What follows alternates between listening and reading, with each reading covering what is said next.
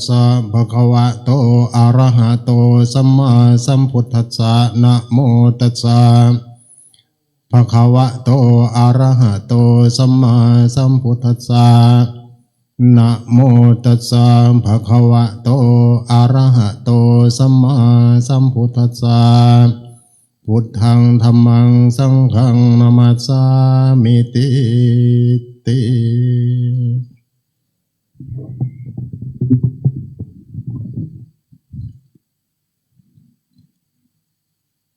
โอ้มือนี่ละมือที่สันแมงเมาโดยที่บ่ต้องขวาต้องถอดบินเข้ามาละตัวหนึ่งไหลออกทันเขามาสวงให้ปลาหน้าพอดี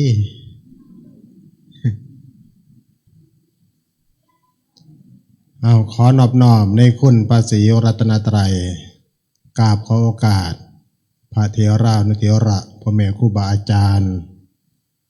เพื่อจะหาธรรมิกทั้งหลายขอเจริญสุขเจริญธรรมพี่น้องญาติธรรมลูกหลานญาติโยมผู้ใฝ่ในศีลในธรรมใฝ่ในบุญในกุศลทุกท่านทุกคนเอาต่อจากนี้ไปเอามาปรารภความเพียรปรารภธรรมะเพื่อเสริมจิตเสริมใจของเฮารถบรรทุกเขาก็เสริมแหนบรถปิกอัพออกมาถ้าบ่เสริมแหนบเสริมโศกเสริมยางมันก็บรรทุกบ่ได้เพราะเขาเฮ็ดออกมาบ่ทันได้ว่าสิรับน้ำหนักหลายตันไปเบิ่งไปบรรทุกกล้วยมาตั้งแต่แถวปากส้มริมโขงแต่ละขั้นใส่เต็มขอกใหญ่ๆใส่จนเต็มปิกอัพธรรมดาสิไปใส่คือเขามาบ่ได้เด้เขาไปซอมึงแหนบเขาปื๊ดเป็นตับอยู่เขาเสริมแหนบเผาร้อยรถคือกันแต่ทั้งในมันบ่คือกันแหนบบ่คือกันโชคบ่คือกันยางบ่คือกันและโชเฟอร์บ่คือกันเนี่ยเบิ่งคือจังคือกัน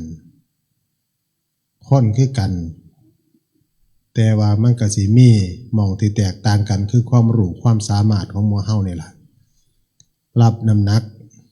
รับอารมณ์ของโลกได้แตกต่างกันมีความมุ่งมั่นความขยันหมั่นเพียร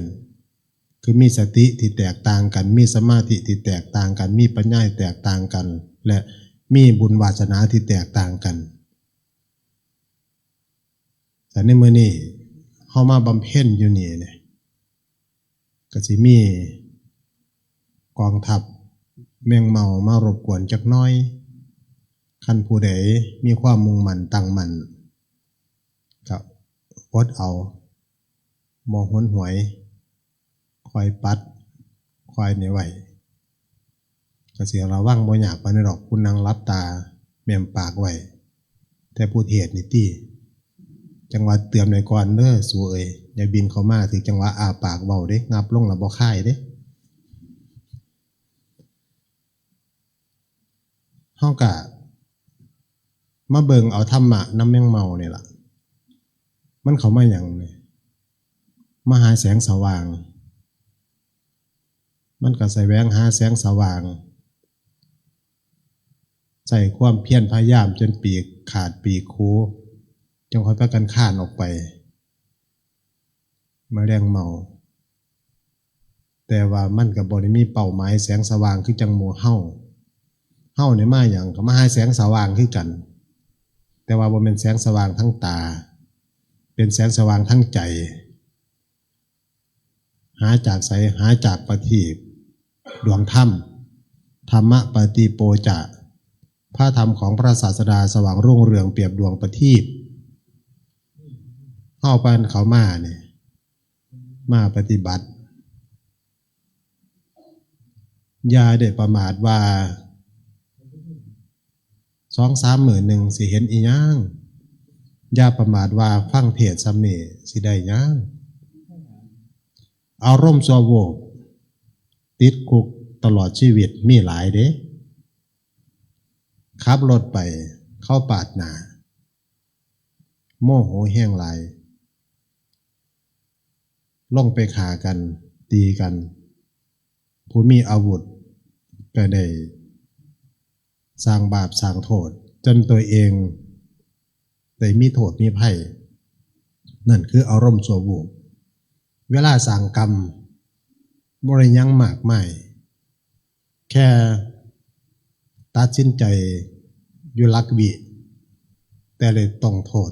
ขึ้นโล่งขึ้นศาลเป็นเดือนเป็นปีสุดท้ายก็ได้ติดคุกนั่นคืออารมณ์ชั่ววูบนั่นคือการปฏิบัติชั่วข้าวทั้งที่บ่ได้ตั้งใจสำเร็จบางเทื่อนี่เขาตั้งใจมาปฏิบัติตั้งใจมาเฮ็ดมาทำนำครูบาอาจารย์นำหลักธรรมคำสอนของพระพุทธเจ้างานนี่เป็นงานที่เปิดโอกาสให้ผู้มีคุณสมบัติเข้ามาสมัครมาปฏิบัติคืองานปฏิบัติธรรมเนี่ยแต่สมัยบวชใหม่ๆก็เคยเก็บมาคิดอยู่ได้ว่าวัดเพิ่นเปิดรับบ่อันคือจังเขาเดินจงกรมไปมาเนี่ยเข้าไปในป่าได้ทำน้ำทิพย์เขาเนี่ยโอ้ยจะมันสัปปายะป่ากับงามกุฏิกับงามทางเดินจงกรมกับงามสัปปายะเหมาะแก่การหลีกเลี่ยงสำหรับภาวนาพระสงฆ์องค์เจ้าคุณพ่อคุณโยมทั้งหลายใครมีความสนใจอยากจะปฏิบัติจิตภาวนาครูบาอาจารย์หลวงพ่อพระครูก็เปิดรับมีความตั้งอกตั้งใจวัดในกระสร้างขึ้นมาเพื่อนักปฏิบัติมาจากทิศทั้งสี่จากพระมาจากทิศทั้งสี่วัดทำนามทิพย์เท่านี้รับหลายอาตมาว่ารับพระเนี่ยเป็นร้อยเนื้อที่เป็นร้อยไร่เพิ่มกุฏิเข้าไปถามาหลายกุฏินี่ก็สามารถต่อเติมเสริมเข้าไปซ้ำมีไว้เนี่ยมีพระมาอีกนี่บ่อึดหม่องสิยกกุฏิแล้วกุฏิกรรมฐานก็เฮ็ดบ่ยากแล้วก็บ่ได้คิดสำได้ว่าสิบ่มีทุนละทรัพย์ว่าแต่มีผู้มาปฏิบัติเนี่ยลองบางทีนี่ลองพระเขามาจำพรรษาจัก50-60รูปอาจารย์พระครูหลวงพ่อสำราญประกาศบอกว่ากุฏิบ่พอพระสงฆ์เด้อหลังละ10,000 กว่าบาท 2-3 หมื่นเท่านั้นล่ะพอได้อยู่กรรมฐานเนี่ยอาตมาว่าซ้ำ50-60นั่นบ่พอกันสำหรับผู้ที่สร้างท่านาบารมีมาหลายปานเนี่ยจิตพ่อครบพ่อสันบ่ตามาก็บ่ได้ห่วงพี่น้องน้ำเยินเลี้ยงได้บ่แม่นแต่ซ้ำนี่บัดนี้สังฆานุภาพเนี่ยถ้ามาอยู่ร่วมกันยิ่งมาปฏิบัติเนี่ยเทวดาเพิ่นสิเอิ้นมาเบิดเศรษฐีบุญอยู่แถวนี้นี่คือเฮามีหน้าบุญมีทีแล้วมีสำนักปฏิบัติแล้วเดินจงกรมไปเนาะแนมเบิ่งโอ้แต่อ่อนซ่อนกุฏิถูกหลังยินดีต้อนรับผู้มาเยือนผู้มาปฏิบัติป่าร่มรื่นสงบเหมาะแก่การบำเพ็ญแต่ว่าก็หายากมันบ่มีคนเด้บ่แม่นมีกุลบุตรคนหลายคักกุลบุตรลูกหลานเฮาผู้มีอายุผู้มีคุณสมบัติที่จะบวชได้นี่หลายแต่อันสอบบ่ผ่านเคยคิดว่างานอื่นน่ะนะไปสอบแข่งกันเขาก็เอาหน่อยๆสอบตำรวจเป็นร้อยบางทีเขาเอาบ่กี่นายสอบครูเรียนจบออกมาจากมหาลัยสอบกันหลายเขาก็เอาบ่กี่คนตำแหน่งในบริษัทเงินเดือนดีๆไปสมัครกันต่างมากมายเขาก็เอาบ่กี่ตำแหน่งเอาบ่กี่คนแต่ว่าตำแหน่งนักปฏิบัติธรรมตำแหน่งนักบวชเขาเนี่ยรับบ่อันคือหาผู้มาสมัครยากแท้นี่เคยคิดญาติโยมแต่มาเบิ่งแล้วโอ้ มันถึงรับบ่อันแต่ว่าคุณสมบัติของผู้สิมาสมัครเข้าปฏิบัติธรรมเนี่ยบ่ได้ใส่ใบประกาศหรอกแต่มันใส่บุญวาสนาใส่ความสามารถใส่นิสัยวาสนาหมู่เฮามานั่งเต็มศาลาเนี่ยบ่ว่าเฮาบ่ได้สอบมาเด้นี่เฮาสอบอารมณ์มาถูกสอบอารมณ์กว่าสิมาได้ถึงสิเป็น3 มื้อก็สร้างเบิ่งมื้ออื่นนี่พี่น้องเขาสิมาเพิ่มอีกหลายคันคือครูปีเป็นจังซั่นเด้หลวงพ่อสิจัด3 มื้อ5 มื้อ7 มื้อ9 มื้อเรื่องของหลวงพ่อเพราะข่อยสิไปแต่มื้อสุดท้ายจังซี่นะเอามื้อสุดท้ายส่วนหลายเพราะหยังเพราะว่าเฮาสอบบ่ผ่านมันมีภาระมานี่มันบ่แม่นเอาบ่ใส่ความรู้เด้เฮาต้องมีความรู้1รู้จักวัดปฏิบัติเฮาต้องทำวัดเป็นนั่งสมาธิเป็นรู้จักว่างตัวว่างตนบ่เก้อบ่เขินนอนง่ายม่วนว่าสิไปปฏิบัติธรรมเพิ่นเปิดปฏิบัติธรรมมีจักห้องพักมีจักเตียงบ่แม่นเต็มเบิดแล้วบ่คันคิดแนวนี้สอบบ่ผ่านได้มาปฏิบัติธรรมแต่สำหรับหมู่เฮามาได้เป็น100 400 500แต่ละปีนี่พอเฮาสอบผ่านสอบอารมณ์สอบความรู้สึกเรื่องฉันเรื่องกินเรื่องนอนอ่านออกเบิดแล้วมีหมุ่งมามีกดมีเต้นมานอนใช้นอนได้นอนเพราะจะพักผ่อนเพราะเฮามาปฏิบัตินี่เฮามีความรู้ตรงจุดนี้เฮาจังมาได้มีความรู้มีความเข้าใจได้สอบผ่านสังขารเฮาก็สอบผ่านหูอยู่ว่ามาเนี่ยต้องมีการนั่งมีการเดินมีการยืนต้องใส่ความอดทนบ่ได้กินง่ายบ่ได้ฉันง่ายบ่ได้นอนง่ายบ่ได้เว้ากันง่ายๆถึงเวลาว่าท่านได้เว้าคือจังเสียช่วงฟังเทศน์ฟังธรรมมีหยังเฮาก็อดนี่เฮาสอบผ่านเฮามีความรู้ม่วนนี่มาเบิดได้จังมาได้รู้จักว่ามาเนี่ยต้องว่างโตต้องปฏิบัติแนวใดแน่บ่มาเฮาสิได้นั่งสมาธิซื่อๆหรือว่ามาทำวัดสวดมนต์ทำวัดเฮาก็เป็นถ้าบ่เป็นเฮาก็รู้จักอีกว่าเบิ่งหนังสือเอามีหยังแน่นี่คือผู้สิสอบเขามาสู่งานปฏิบัติธรรมได้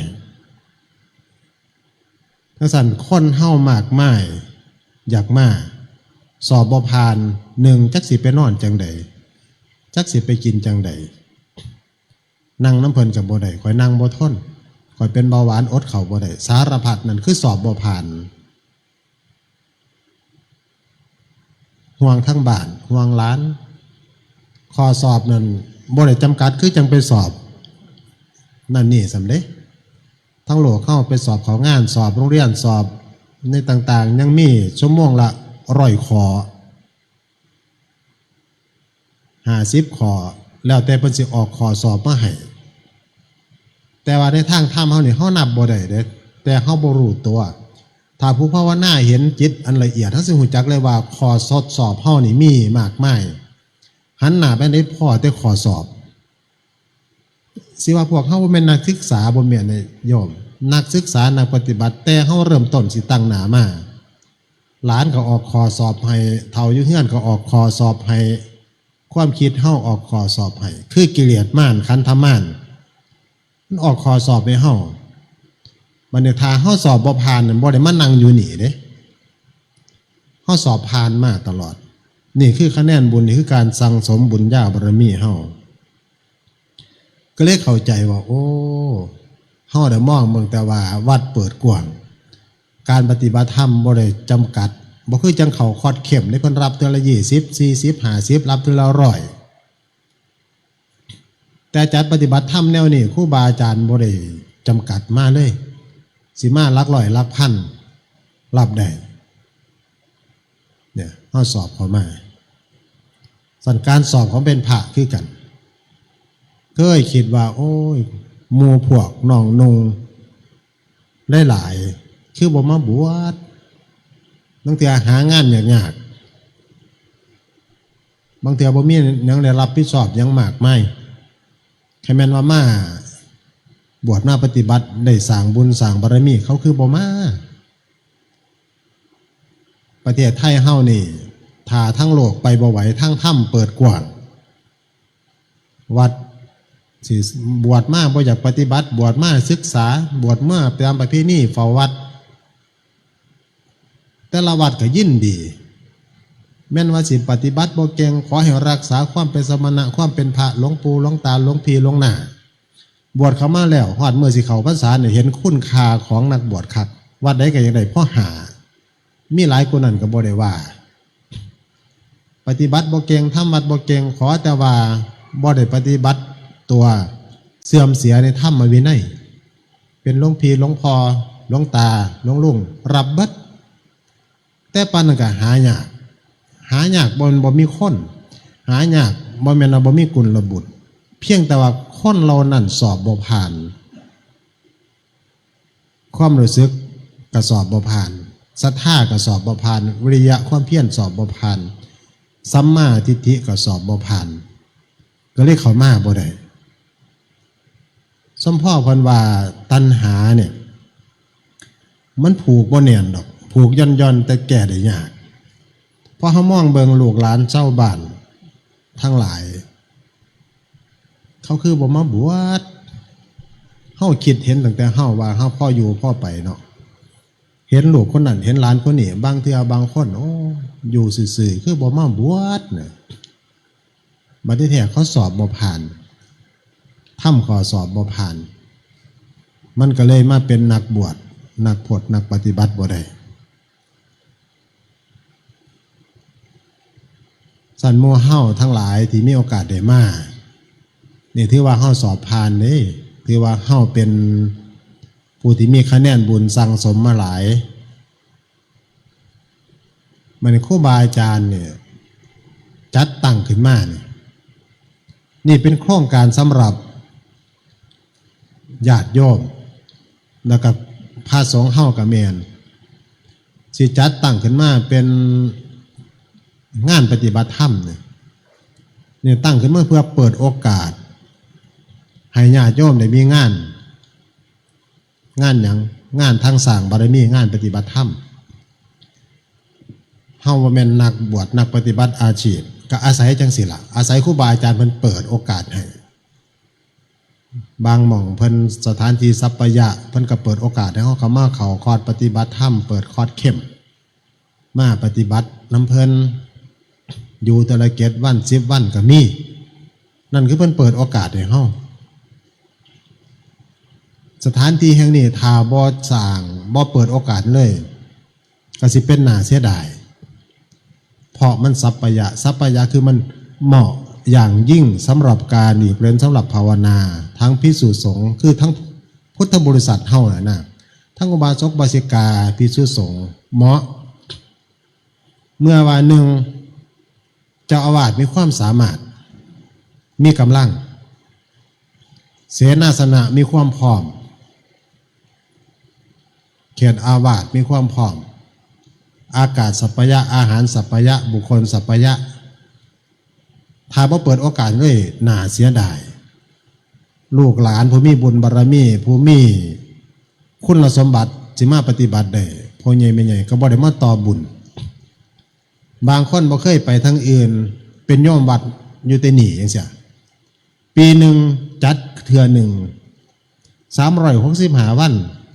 ก็เลยมีโอกาสได้มาบวชชีพพราหมณ์ปฏิบัติเพิ่นแค่3 วันบางคนแค่วันเดียวนอกนั้นกับฝากไว้กับวันศีลวันอุโบสถบัดนี้เข้าพรรษาถ้าคนจำศีลภาวนาบ่เปลี่ยนบ่ติดอีกแห้งบ่มีวันบ่มีมื้อเลยบัดนี้ชีวิตก็เลยน่าเสียดาย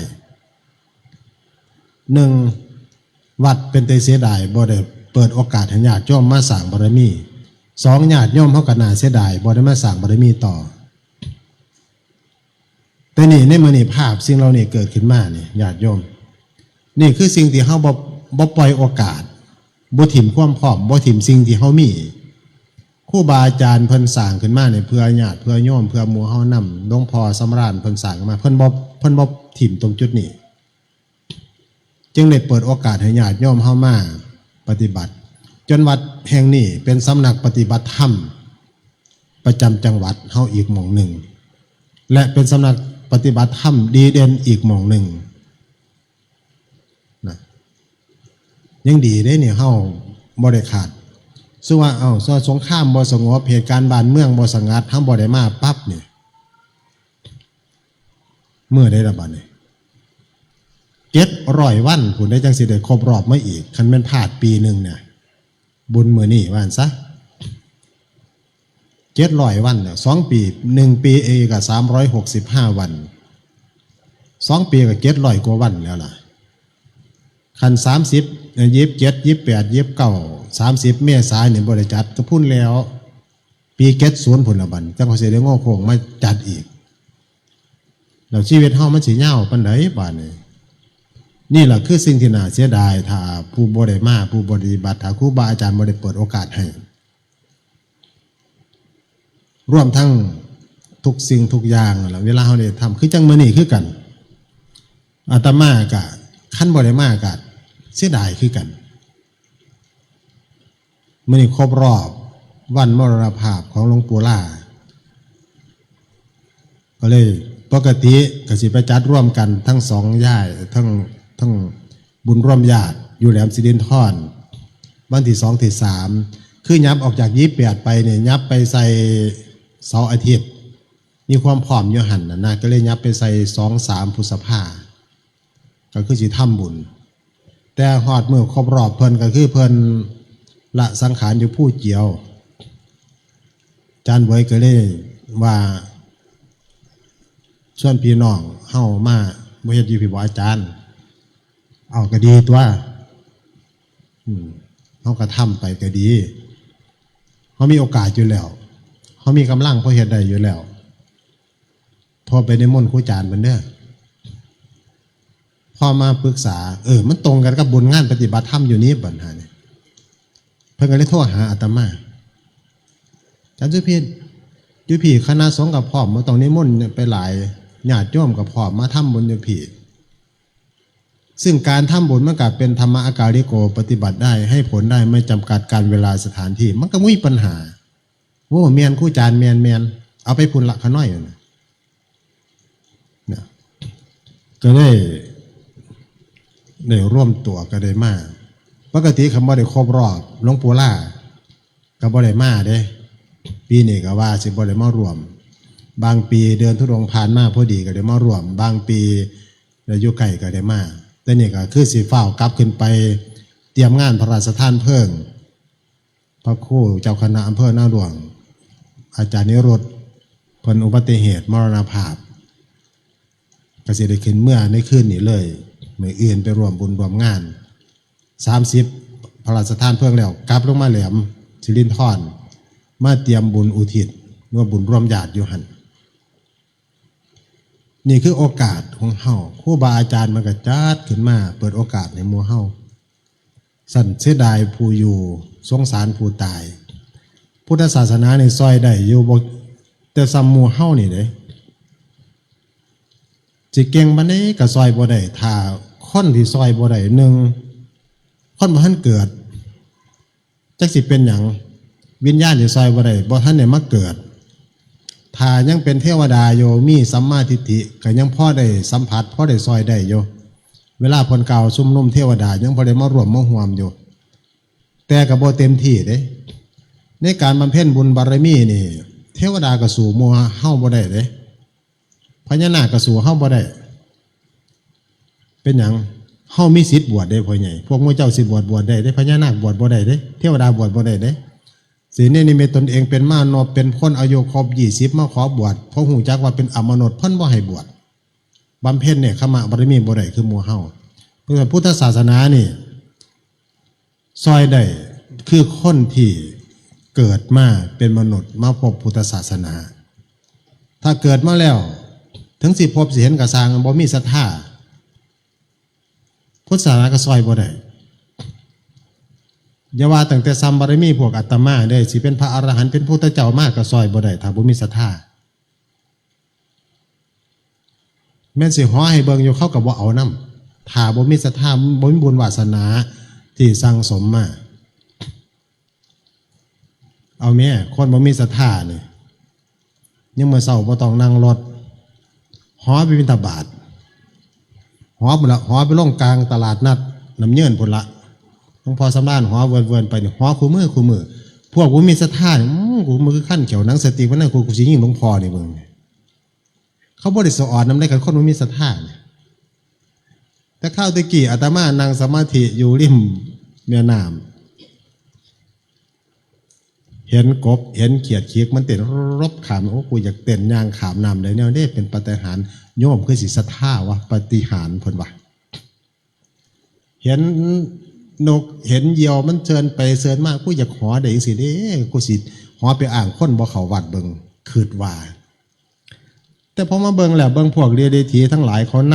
ำลบกับพระพุทธเจ้ากับสงฆ์สาวกมาอ่านมาเข้าใจว่าโอ้สัมภาระโบราณนะเพิ่นว่าคนเฮาถ้าบ่ใส่ศรัทธาเหลื่อมแสนสิอ้อยกับปานดาใจบ่ศรัทธานำเว้าดีก็เป็นหายแสนสิมาว่อนเว้ากับปานผีสางหาแม่นว่าหวานจังอ้อยฟังแล้วก็คืนขมเพิ่นว่าเนี่ยคืออย่างย่ามฟังเทศน์เนี่ยอย่าว่าตั้งแต่ซ้ำว่าคนนอกเด้หมู่เฮาเนี่ยต้องเทื่อนี่เจอสัมโมที่คาถาเข้าไปสักกันใหญ่ๆเนี่ยยังมื้อเช้านี่โอ้ยปานนั่งกองไฟพุ่นดอกที่ทักที่เทียพลิกซ้ายพลิกขวาโอ้ย่ามฉันหลวงพ่อคือเว้าหลายแท้น้อฮะบางเทื่อก็เว้าดีไปแล้วเพราะปันใหม่ทางหูพุ่นเด้ผู้มวลบ่แห้งโบราณเพิ่นว่าน่ะเจ้าของฟังน่ะฟังเจ้าของผู้น้ำตาแตกประทาไทยแขกบ่อยากแบกศาสตร์นี้จากบ่แห้งล่ะผู้เพิ่นมีธรรมะหลวงพ่อเพิ่นเทศน์โอ้ยเพิ่นมวลนี่ก็อยากให้หลานได้ยินนี่ก็อยากให้ลูกได้ฟังอยากให้โยมได้รู้นับตาใส่เมืองเพิ่นไหลออกมามวนเพิ่นได้ผู้เพิ่นเทศน์นั่นเพิ่นบ่มื่นตาขึ้นเบิ่งเขาหน้ายิกหน้างอผู้แห้งแล้วเขารับบ่ไหวหั่นน่ะผู้ฟังอยู่บางกอกเสาผู้ฟังอยู่นอกศาลาจนไปเบิดบ่แห้งเหลือแต่พวกในศาลาลูกบ่เป็นน่ะนั่งกัดแขวกัดข้าง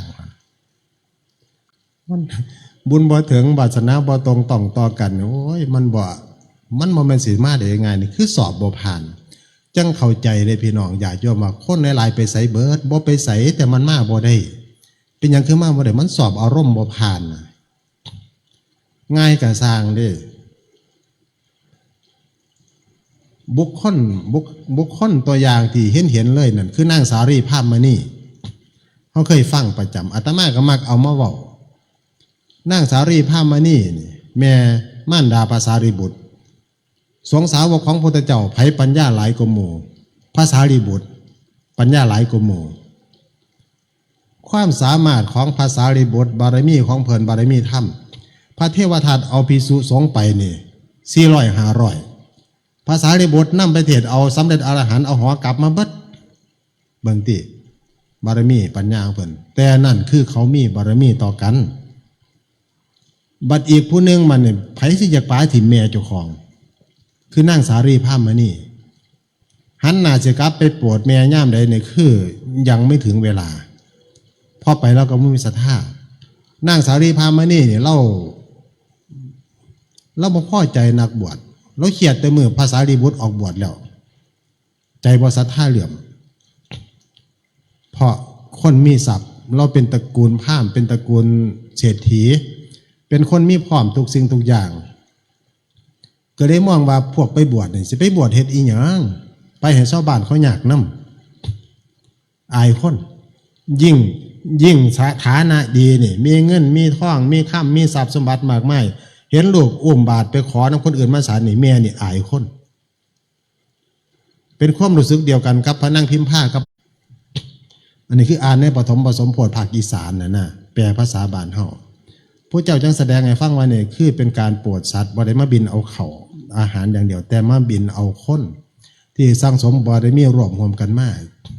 เป็นการเผยแผ่เป็นการโปรดสัตว์เพิ่นยังไว้เข้าใจสันนางสารีภาพมณีเล่า เราบ่มีความศรัทธาเราบ่มีความพอใจในลูกออกไปบวช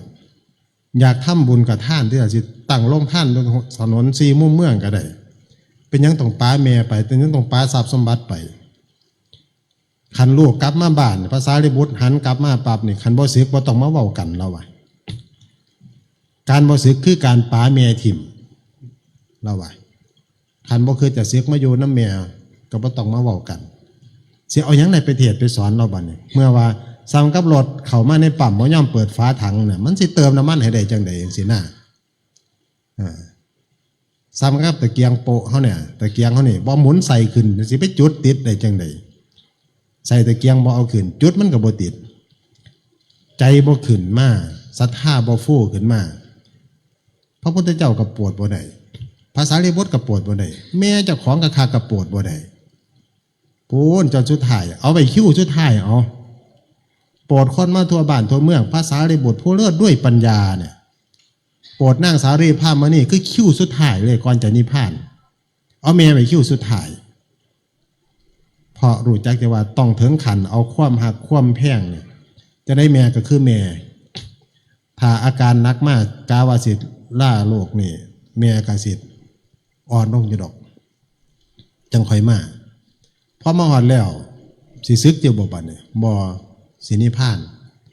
มาถามหาหม่องเกิดก็บอกหม่องเกิด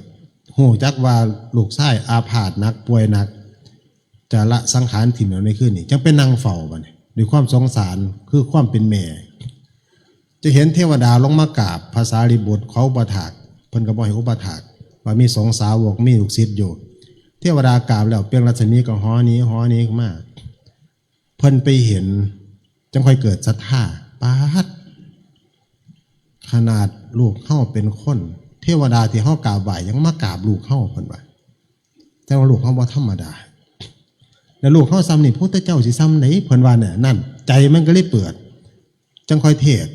จังค่อยสรรเสริญพุทธคุณธรรมคุณให้ฟังจังค่อยแสดงเรื่องโทษของตัณหาของกามาวจรภูมิแสดงคุณของโลกตระภูมิให้ฟังนอกในแค่โสดาบันก็บ่แค่เราก็สุดยอดของธรรมมันล่ะได้โสดาบัน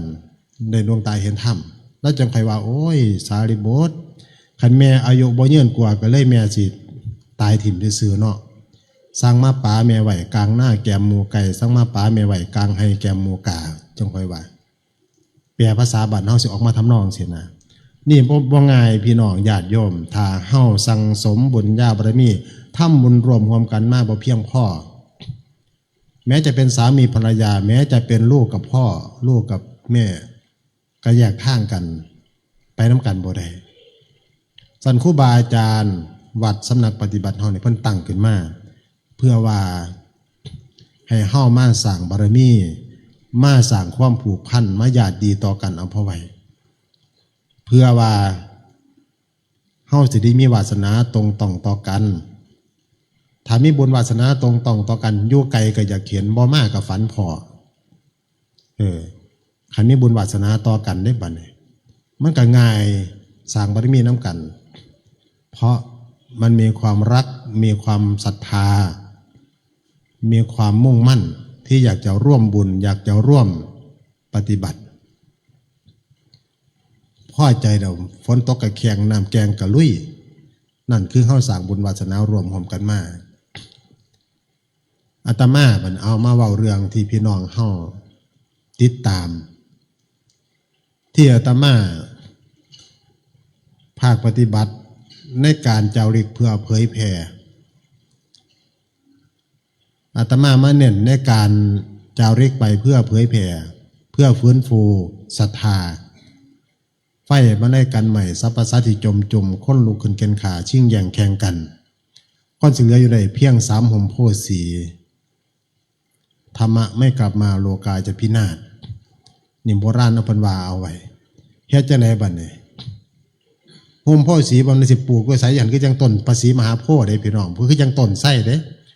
ห่มโพธิ์สีนี่มันเหมือนกันกับร่มใหญ่ในมือเฮาล่ะสามารถเอาไปยืนให้กันได้ถือไปถือมามันอยู่ที่ใจนะมันอยู่ที่ศรัทธา แล้วสั่นความรู้ความสามารถอุปนิสัยวาสนาของครูบาอาจารย์ก็แตกต่างกันอาตมามาเดินผ้าโมคณะเดินจาริกไป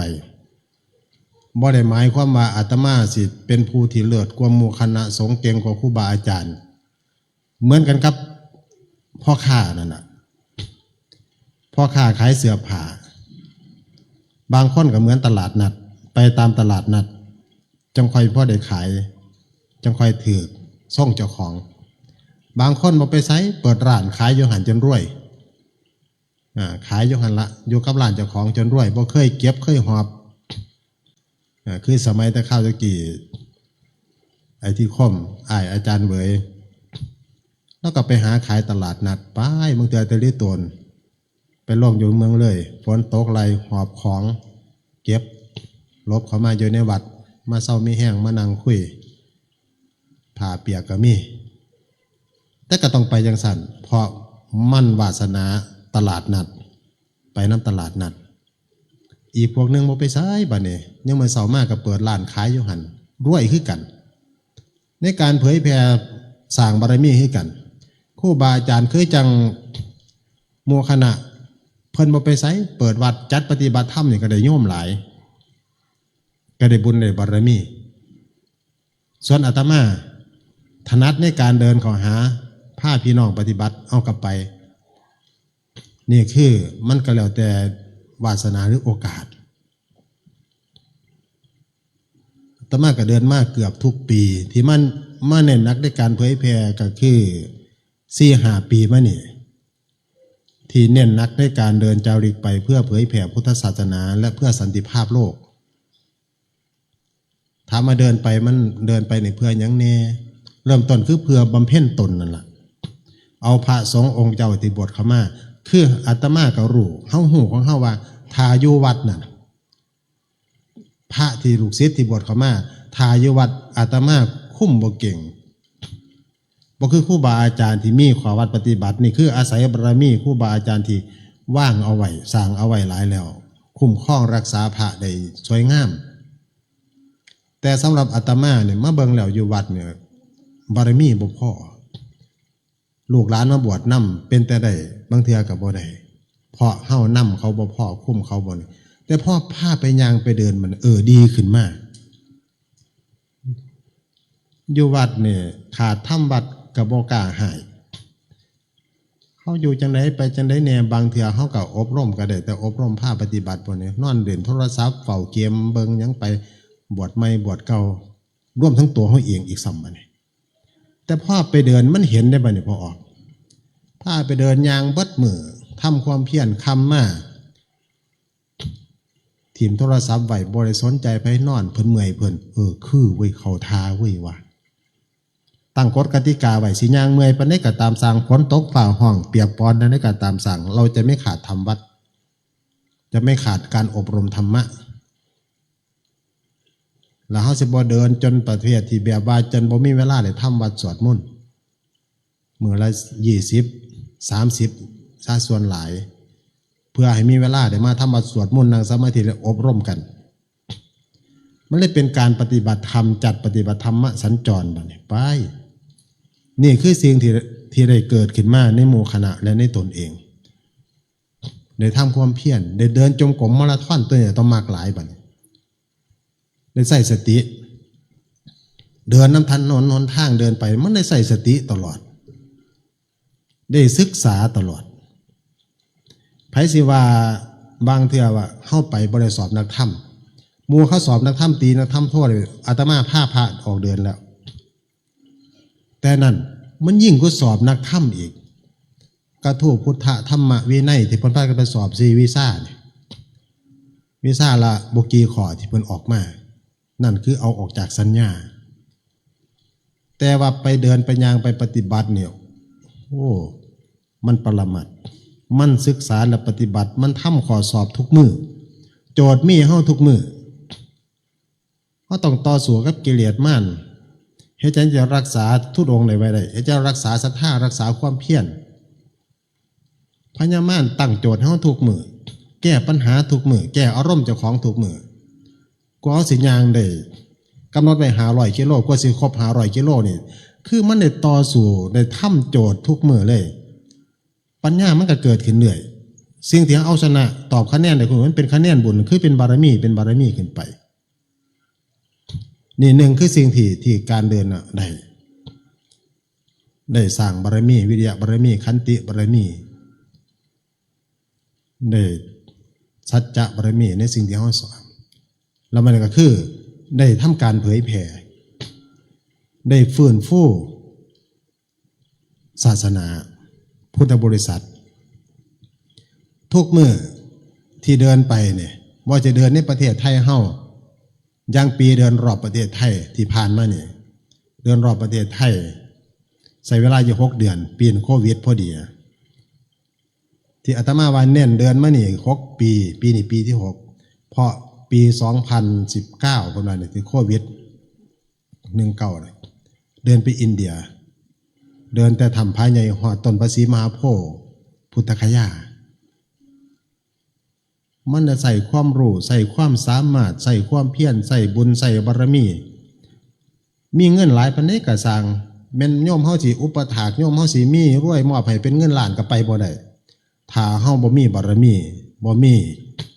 วิริยะบ่มีสติบ่มีสมาธิบ่มีปัญญาบ่มีศรัทธาไปบ่ได้ศรัทธาเฮาสิหลายมันได้ก็สร้างบัดนี้มีศรัทธาใจเต็มร้อยกำลังว่าแม่นนักกีฬาทีมชาติโยมซัพพอร์ตเรื่องปัจจัยบ่ให้มีปัญหาก็ยังไปบ่ได้เด้ถ้าบ่มี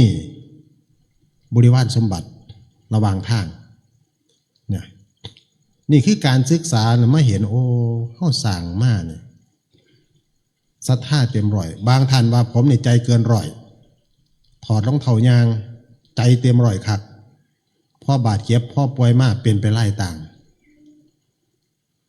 มีกำลังกายเหลือเฟือเหมือนนักกีฬาทีมชาติเหมือนนักมวยนักกล้ามมีทรัพย์สมบัติที่ญาติโยมคอยซัพพอร์ตมีปัญหาเรื่องปัจจัยโทรมาบอกหลักหมื่นหลักแสนหลักล้านซัพพอร์ตได้ยังบ่ทันพ่อใจเกินร้อยทรัพย์มากไม่กำลังกายเข้มแข็งก็ยังบ่ทันผ่านมันต้องมีบริวารสมบัติอีกระหว่างทางมีผู้นำมีผู้บอกโอ้แล้วก็ต้องมีดวงดีอีกหลายหม่องหลายบอลเข้าไปปัญหาเกิดขึ้นระหว่างทางเนี่ยแทบจะกลับแทบจะได้ง้อขึ้นกลับ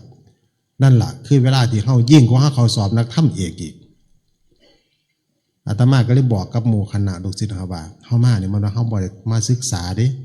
มันว่าเขาบ่ได้สอบนักธรรมนี่คือสุดยอดของการทำคะแนนและมันเป็นคะแนนบุญเกิดขึ้นมาเป็นบารมีเกิดขึ้นมานี่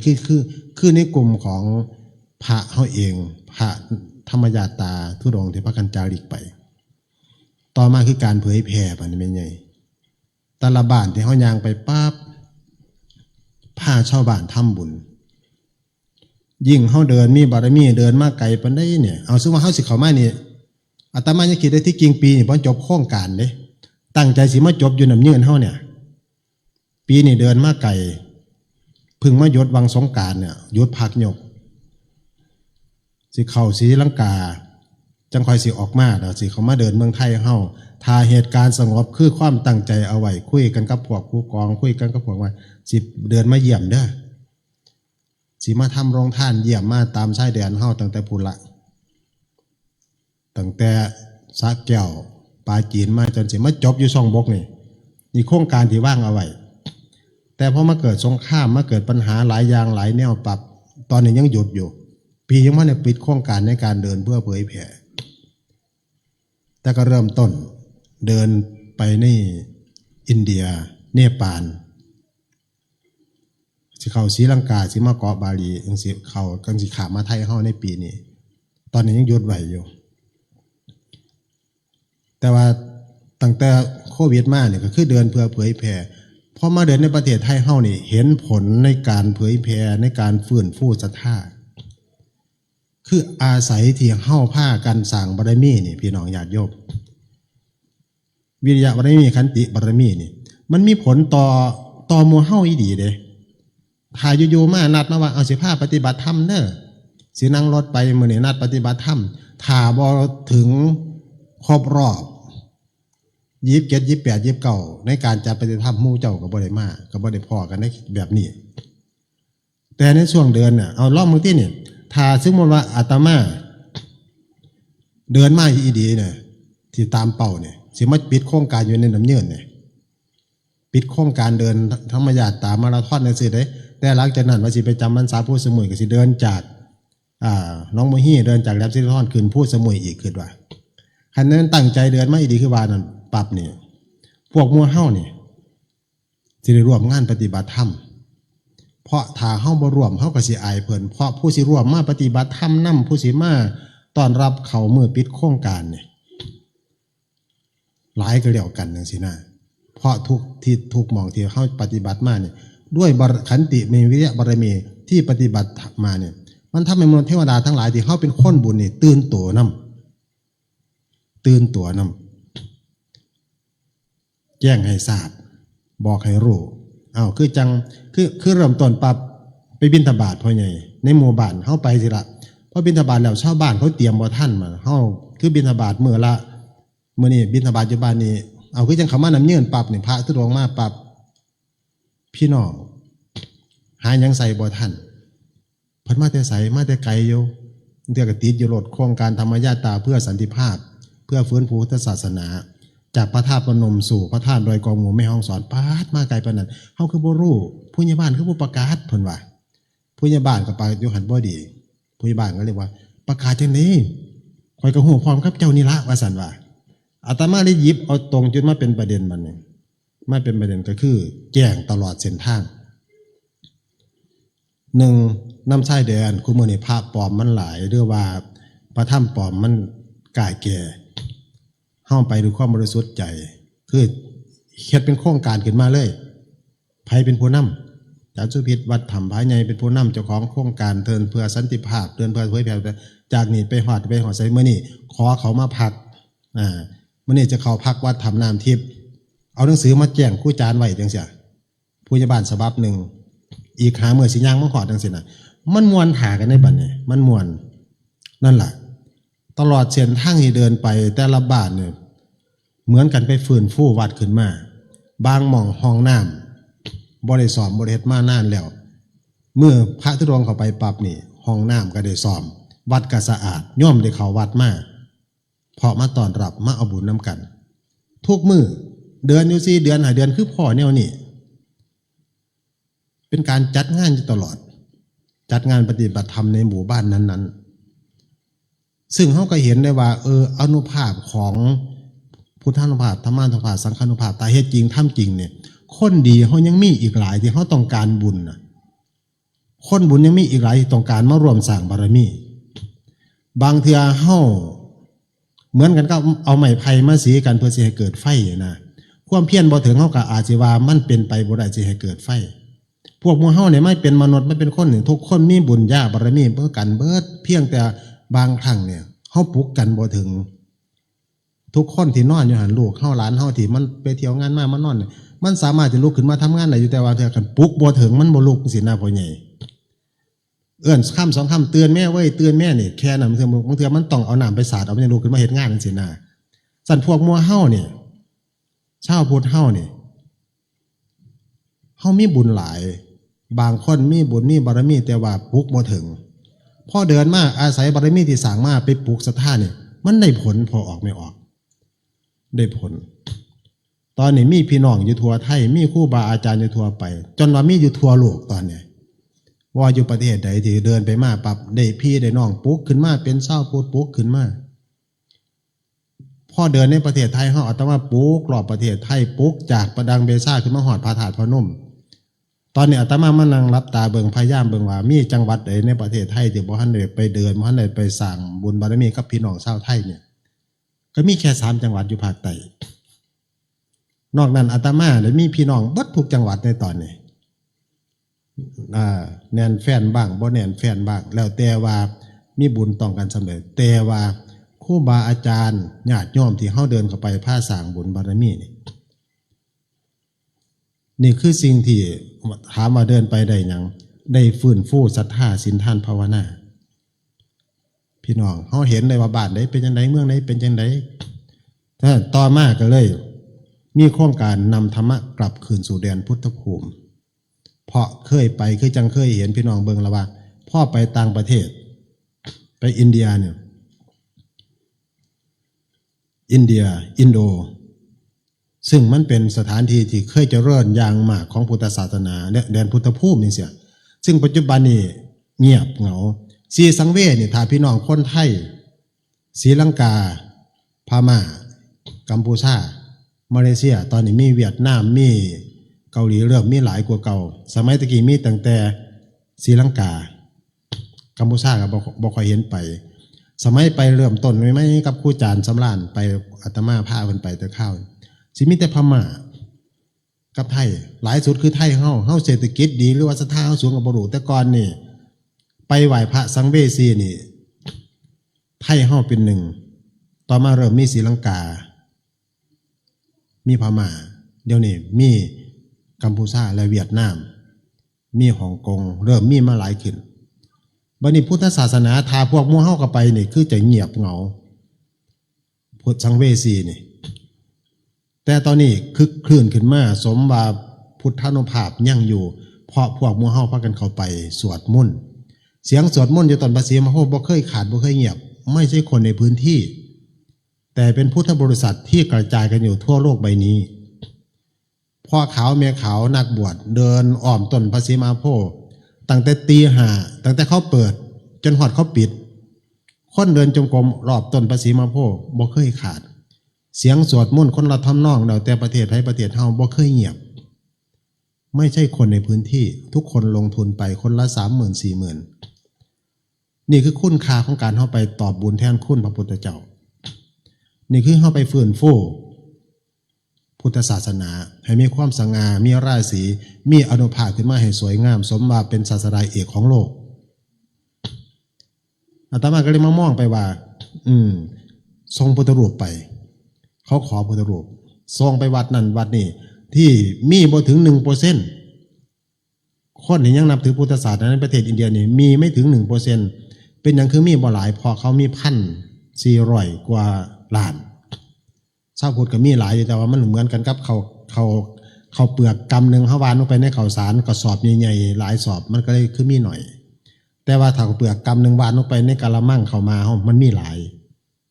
หาคิดเป็นเปอร์เซ็นต์นะมันมีหน่อยพ่อเริ่มมองเห็นว่าการที่เขากลับไปตอบบุญแทนคุณพระพุทธเจ้าเพิ่นทรงศาสนาไปตอบบุญแทนคุณพระเจ้าอโศกมหาราชที่เพิ่นทรงไผสุสงฆ์ออกเผยแผ่พุทธศาสนาเก่าสายหนึ่งมาสุวรรณภูมิบ้านเฮาสยามบ้านเฮากลับไปตอบบุญแทนคุณเพิ่นทรงพุทธรูปไปเริ่มสร้างศรัทธารวมกันมาเริ่มสร้างความผูกพันบริวารสมบัติมาจนว่าเขารู้จักที่พี่น้องเห็นในเฟซที่อาตมาถ่ายทอดมานี่ว่าเดินไปเมื่อไหนก็ตามสั่งมีคนต้อนรับเป็นหลักพันนะบางหม่องเป็นหลักหมื่นคันผู้เข้าเอาโกดเขาว่าหลักแสนก็มีอยู่อินโดนีเซียเพราะว่าเขาคำนวณเอาจากถนน8 เลนยาวสุดจนว่าเนี่ยคนมาถาต้อนรับเป็นที่อัศจรรย์ใจนี่คือสังฆานุภาพธรรมานุภาพที่เฮาเอามาพึ่งปฏิบัติพี่น้องพ่ออาตมากลับเข้าไปในอินเดียเฮาไปรู้จักมันว่าลัทธิยังมีชาวพุทธพุทธเจ้าว่าให้ฝึกบุรุษที่สมควรฝึกอยู่ในสังเวสีเฮาไปกราบพระพุทธเจ้าเฮาไปกราบสังเวชสถานเฮาได้ปฏิบัติบูชาแต่เรา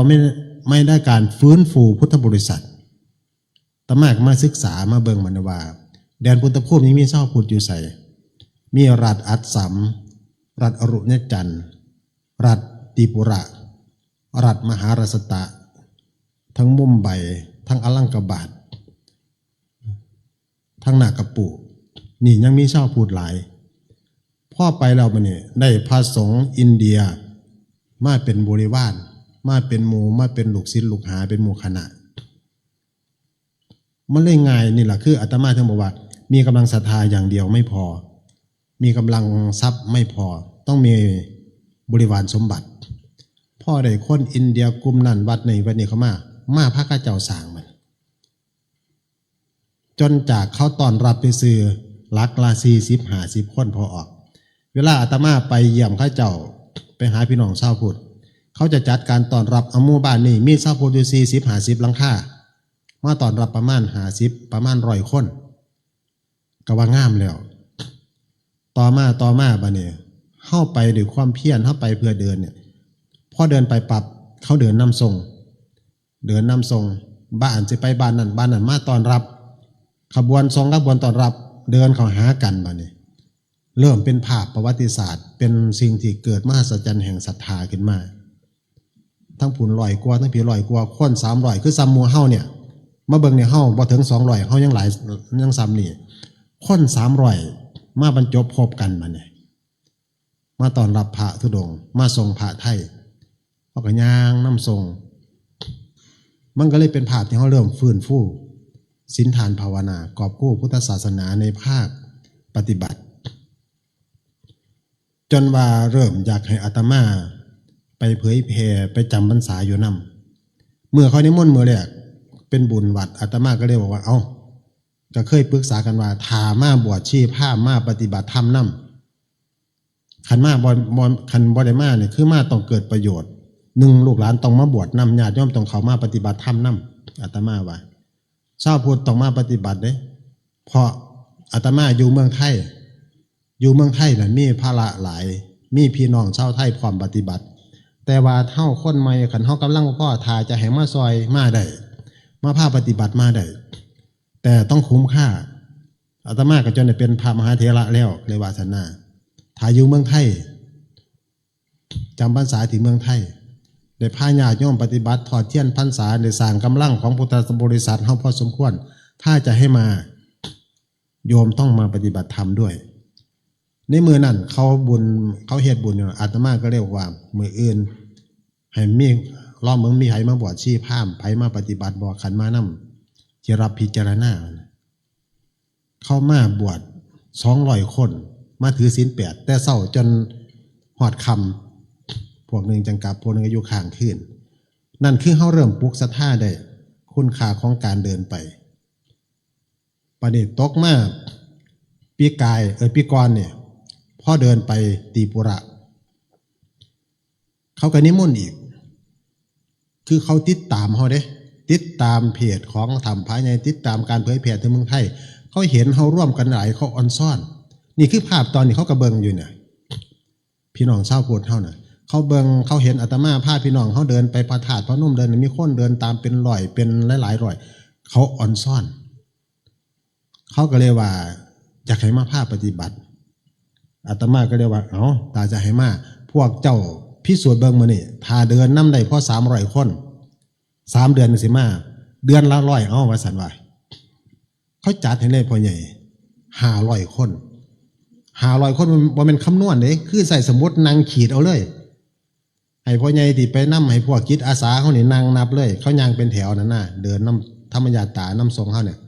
9 คนขีดคือนับคะแนนสสเดี๋ยวหน้าขีดได้500ขันบ่มาจำมันเสียสัจจะลูกผู้ชายศาสตร์พระนี่บ่นี่ว่าเขาบอกว่าถ้าได้พอ300สิมานำคิดว่ามันสิเปลี่ยนไปบ่ได้หั่นน่ะไปถ่ากับเขาเลยจัดให้500มืออื่นมา700มือต่อมาก็คือขึ้นมาจนฮอด1,700 คน1,600 700 คนอีพ่ออีแม่นักข่าวเรียนเป็นบุญๆกันเลยมหัศจรรย์แห่งศรัทธาเขาขึ้นหัวขอข่าวเลยเขาก็จะบอกว่าพระไทยองค์นี้มาจากไสมาจากไหนพี่น้องคือมาปลุกม่วนชนได้คำแม่นไปปลุกคนประท้วงมันเขาจับเขาคุกเพราะมันตื่นกันทั้งบ้านทั้งเมืองเลยเขาแต่ละเมืองปั๊บนี่ตำรวจคือหยุดปิดไฟปิดถนนให้เลยให้ขบวนธรรมญาตาพระธุดงค์ผ่านไปซะก่อน3 กิโลความยาวของขบวนธรรมญาตาเดินนำทรงได้เนี่ยเดินนำปฏิบัติคนหลักพันเสียงทั้งหลังก็สวดมนต์ไปมันเวลาเขาพอใจเขาสิแบบว่า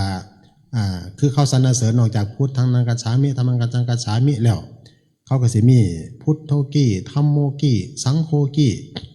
คือขอให้พระพุทธจงเจริญพระธรรมจงเจริญพระสงฆ์จงเจริญข้าพเจ้าพอใจในพระพุทธในพระธรรมพระสงฆ์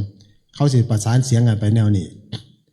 จอนมาบัดนี้เสียงห้องน้ำก้นพุทโธกี้ธัมโมกี้สังโฆกี้สุพิษกี้เอาแล้วบัดนี้กี้เขามาบ่มาบ่ได้แล้วบัดนี้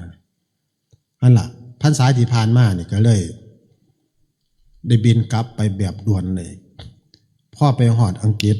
เดินไปจบโครงการอยู่ประเทศเวลเพราะว่าตั้งสัจจะใส่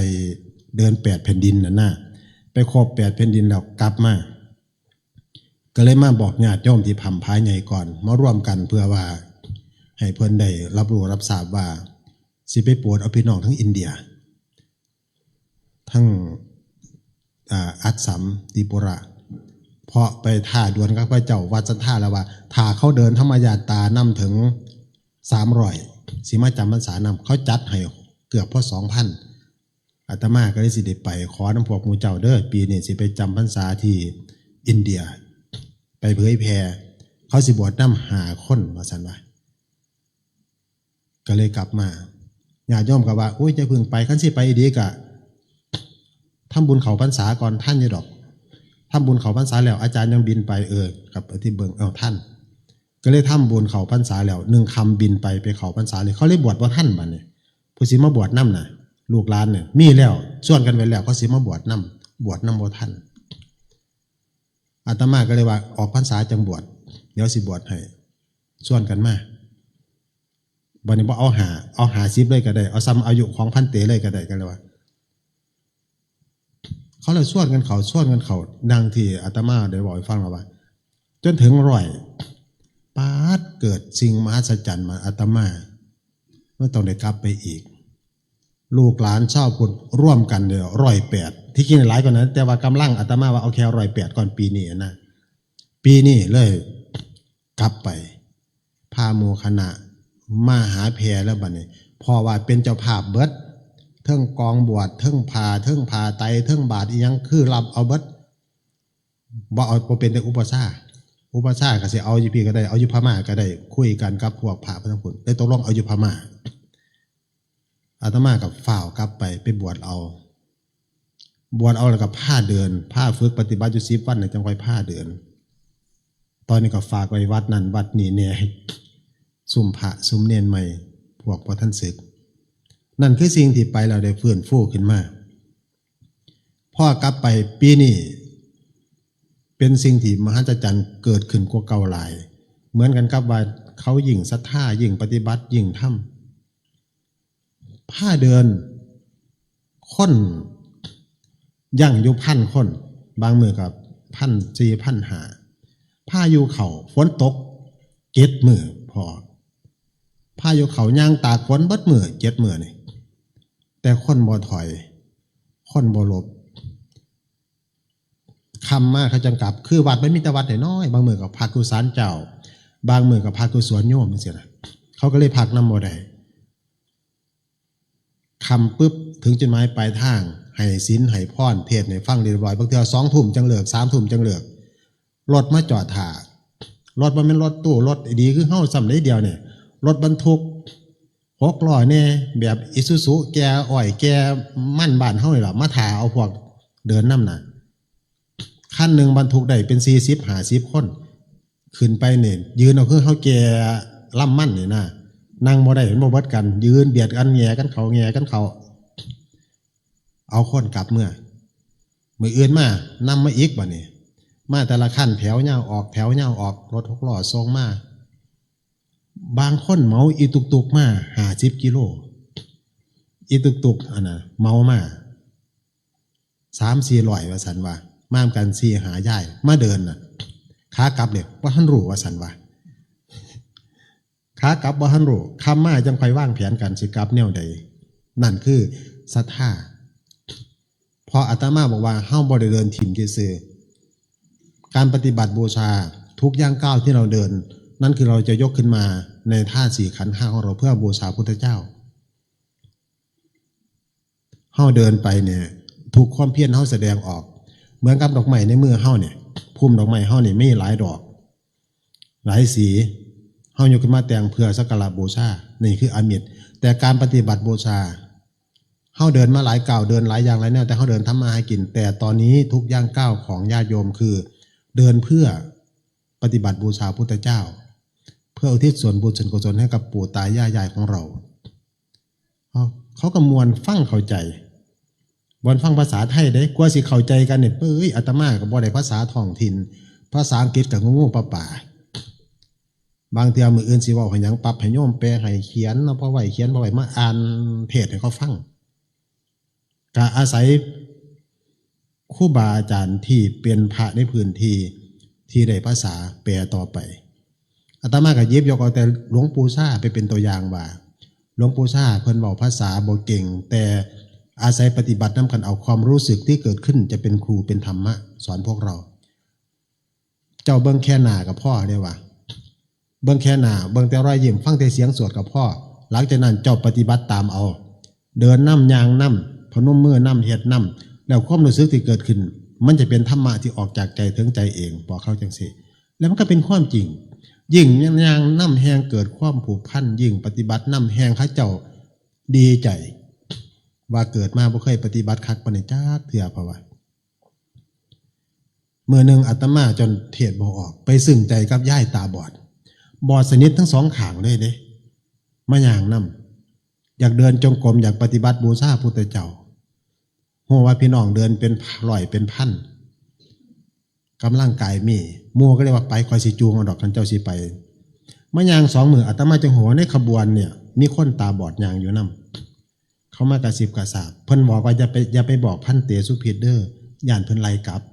ย่านเพิ่นบอกให้ย่างว่าสันว่าแล้วก็บอกคนนั้นบอกคนนี้ว่าจะไปให้เพิ่นหูเด้อในการย่างเราก็คือสองมือจับไหล่หมู่ย่างสวดอิติปิโสน้ำกลนเขา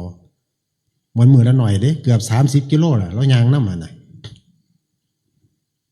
แล้วกินเขาก็กินง่ายไปนี่ไม่ออกพวกที่นี่มาตันโยตาเนี่ยพระไทยเขาแผ่คนทั้งอินเดียในแบบขาดร้อยเลยเข้าไปน้ำกัน10 กว่ารูปเขามาน้ำกันเป็นพันเศษอาหารเขาบริษัทเข้ามาเศษอาหารที่กินบ่เบิดเอามาเทร่วมกันเนี่ยของเขา1,000 คนปทพระเข้า10 รูปนี่คือพวกที่นี่มาตันโยตาของเขาประมาณในการกินการไปนะโอ้สุดยอดเลยก็เลยเลี้ยงง่ายเขาเบิ่งไป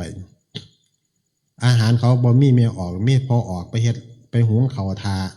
ออกเงินกันปุระ20-30 รูปีหุงเขาไปซื้อเขามาซื้อระวางทางเลยเอามาหุงแล้วก็เอามาแกงหม้อนึงน้ำผู้ละขวดเตรียมไว้ภาชนะบ่มีไปซื้อเอาจานเขาเฮ็ดขายจานใบตองนะใบตองจานใบตองเขามาอัดเป็นรูปเป็นจานซื้อเมามา1,000เมามา 2,000 ใบละ2 รูปีคิดบาทเท่ากับใบละ6 สลึงจังซี่มันก็ซื้อได้มันก็มาแจกกันคือแจกไผ่นี่แจกถือจานใบตองอ่ะไปตักเขาใส่พุทธพี่2 ทัพพี่ตักอาหารใส่บัดนี้พระยังหาหม่องสันๆบ่ทันได้อยู่คณะคน1,000 คนนี่อิ่มหมดแล้วยางไปน้ำสาวใส่ปากไปน้ำยางไปน้ำกีบไปน้ำซ้อนเขาก็บ่ใส่แต่มือเอาไปมาพระกำลังได้หม่องนั่งพร้อมหรือยังเขาว่าป๊าดนี่มันเขาเจ้าเก่งคักกว่าซั่นดอกนี่คือบุรุษที่สมควรฝึกก็เลยไปปวดเพิ่นผ้าเพิ่นปฏิบัติผ้าปฏิบัติผ้าเดินผ้าย่างมันก็เลยหน่วยงานราชการเขาก็ยื่นมือเขามาซอยหน่วยงานราชการในเมืองตรีปุระเขาอัดสามเขายังมีระบบกษัตริย์เก่าที่คล้ายๆคืออยู่ประเทศลาวเฮาที่ยกเลิกไปแล้วสินะแต่ว่าเขายังเคารพอยู่ชาวเมืองยังเคารพยังยกไหวอยู่เขายังให้ความเคารพนับถือกันอยู่จังว่าระบบเขาสิยกเลิกแล้วก็สร้างเพิ่นก็มาต้อนรับเพิ่นก็มาย่างน้ำเพิ่นก็มาย่างน้ำส่งเขาแต่ละเมืองคือบ้านเฮานี่มันบ่อึดมันบ่อยากอาตมาใส่ทำนองนี้บ้านเขาเจ้ามันอึดมันอยากพอคือบ่ค่อยพอมันก็เลยตื่นตัวกันบัดหานี่และอาตมาไปคือไปเป็นทางการเหมือนอยู่บ้านเฮาใส่สุดใส่ระบบบ้านเฮาเลยคือส่งหนังสือออกก่อนไปฮอดนั่นสิเข้ารัฐใดคือเฮาขออนุญาตไว้แล้วพอเฮาไปเดินปุ๊บเขาก็รู้แล้วว่าเขาสิมาปั๊บเนี่ยออกมาต้อนรับเจ้านายอำเภอผู้ว่าการรัฐปั๊บเนี่ยเฮาบ่แวะใส่ปุ๊บเขาสิมากลางเต็นท์น้ำหนทางจัดแต่งปานกับไปประพาสป่าพุ่นเด้เก้าอี้เอามาวางไว้แต่งใส่ยางดีปานโต๊ะจีนเต็นท์เขามาเนี่ยเขาแต่งเขามักแต่งคนอินเดียอินโดคือกันเขาแต่งไว้เรียบร้อยปุ๊บให้สวยงามมองนั่งถวายน้ำปานะคือสมมุติว่าเฮายางมาจากหน้าจุดไว้สิเขาน้ำยืนจังซี่นะฮอดร้อยต่อระวัง นำเยื่นกับนายจรวยเสียนายอำเภอสิไปถาตอนรับแล้วเขาไปทำพิธีตอนรับโยหันแล้วก็กล่าวการตอนรับเรียบร้อยปุ๊บแล้วก็ย่างน้ำย่างทรงประมาณจัก100-200 เมตรเขาก็กราบลาเขาก็ไปทำงานของเขาไปนี่มันก็เลยไปจังสี่คู่มือ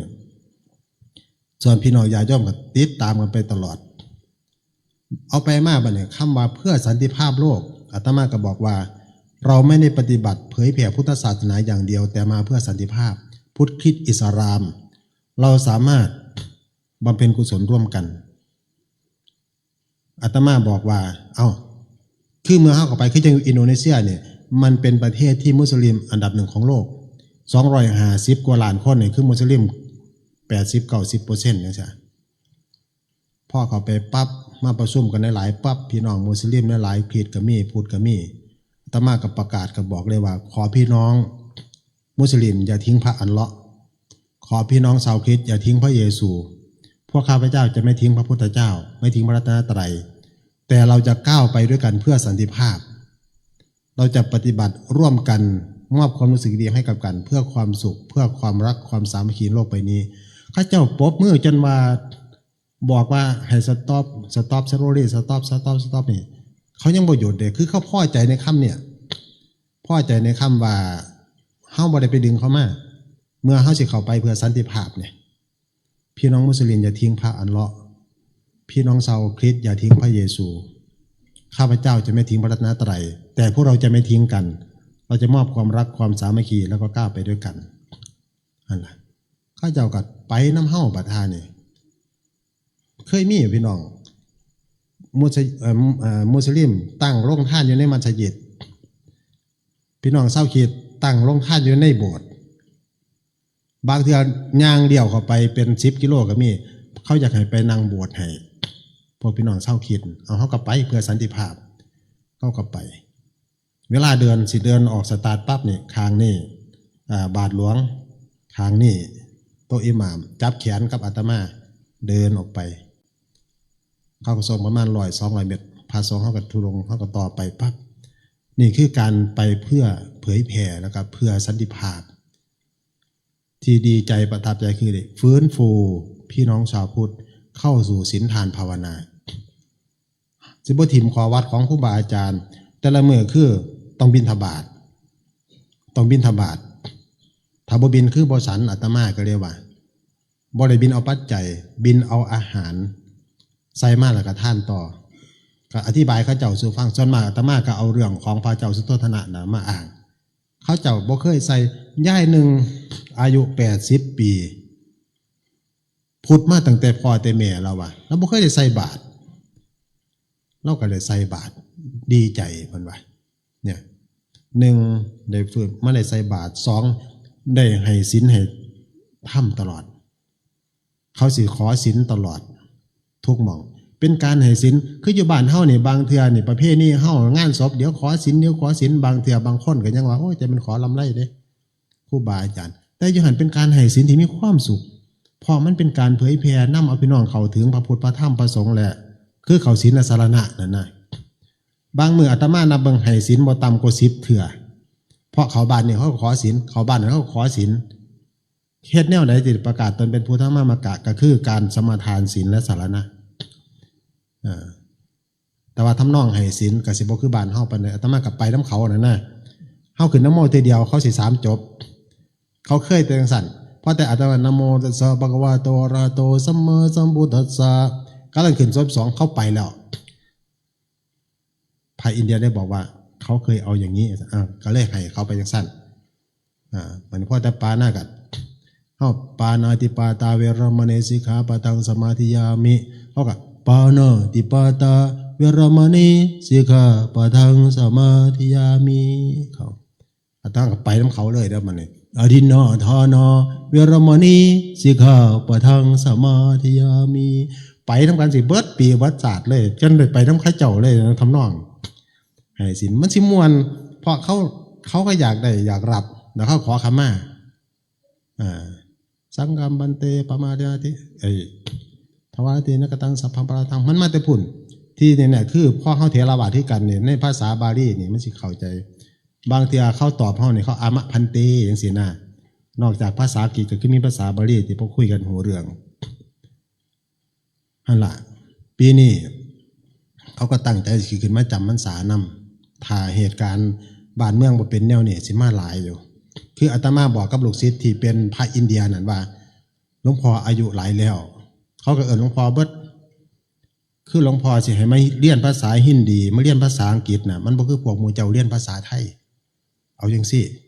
ให้พวกหมู่เจ้าไปเรียนภาษาไทยไปจำพรรษาเรียนภาษาไทยแล้วสิซอยหลวงพ่อเผยแผ่ซอยพันเตสุพิตเผยแผ่ถ้าสิให้เฮาคือตอนนี้มันบ่คือเก่าสมัยตะกี้แต่อายุต่ำกว่า30เหมือนพอออกพรรษาที่1ฮอดพรรษาที่10เนี่ยเรียนธรรมจักรบ่ได้แปลเด้อ4มื้อเฮาสวดจบกาลนี่2มื้อสวดจบเด้ปฏิโมกข์อาตมาเรียนอยู่40มื้อสวดเลยเด้อปฏิโมกข์น่ะคือความจำเฮาพอใส่ได้ตะกี้น่ะไปหามื้อบวชนาคหลวงพ่ออุปชาบรรปะกล่าวอยากได้วันคือไปหาเพิ่นอีก3มื้อว่าอยากได้วันเสาร์อาทิตย์ได้บ่หลวงพ่อว่าสิมาเทศน์มาแต่งเอาจังได๋บ่แม่นเจ้าบ่แม่นอาจารย์สวดแล้วว่าก็แล้วแต่อาจารย์สวดเขาสิว่างอุปชาสิว่างซั่นตัวเพิ่นว่ามาหาบวชอย่ามาหามื้อเจ้าของให้อุปชาเพิ่นหาให้เพิ่นว่าเอาสั่นกันแล้วแต่หลวงพ่อเอาจังซี่ก็ได้คันสิมาบวชวันเสาร์นี่เจ้าสวดเอาเองหาพรรษาแล้วเพิ่นว่าบ่เคยเรียนจักเทื่อโดยขน้อยสิสวดเองคือมั่นใจว่าเฮาสิเรียนทันนั่นน่ะกลับมาก็มาเรียนก็มาว่าอาจารย์3มื้อเฮาก็ไปสวดนาคได้นั่นคือความจำตั้งแต่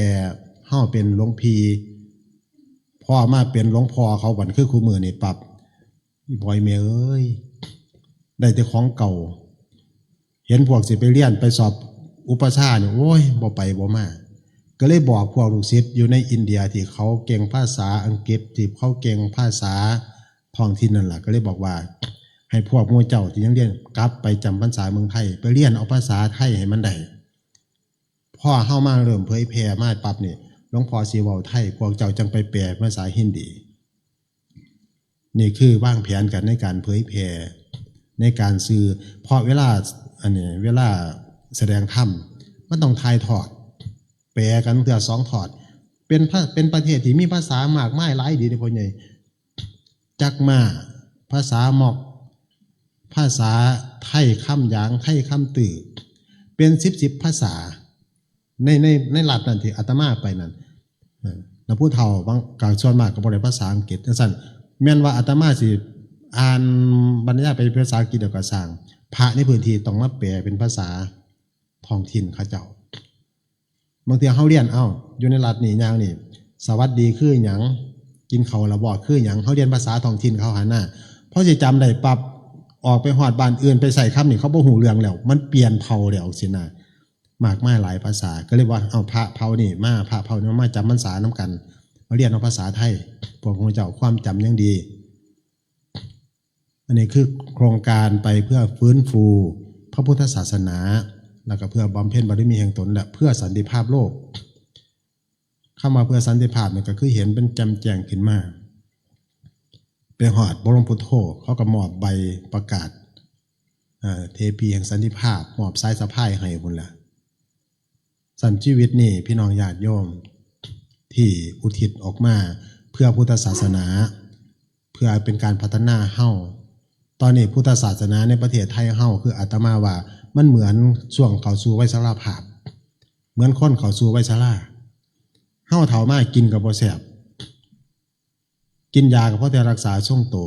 เหมือนขาลงของสุขภาพพุทธศาสนาเฮ้าในตอนนี้มาสังเกตเบิ่งมันเหมือนขาลงทำดีบ่ค่อยขึ้นไฟบรรลัยกันใหม่สรรพสัตว์ที่จมจุ่มคุณลุกขึ้นกินขาชิ่งแย่งแข่งกันคนไฟบรรลัยกันวันนั้นคือคนขาดคุณธรรมโลภโกรธหลงมัวเมาเหมือดมั่วเบิดด่านคนบ่กลัวเกรงยานบาปกรรมสินนำทรงมีแต่ป่นและจี้โจรหายสินนังเมืองมันเข้ามายกนี่แล้วเนี่ยไฟบรรลัยกันหลอมพระธรรมปลอมเสียกาแก่บาปนุนบุญแผ่เขาแหง่เขาใส่จุดโกง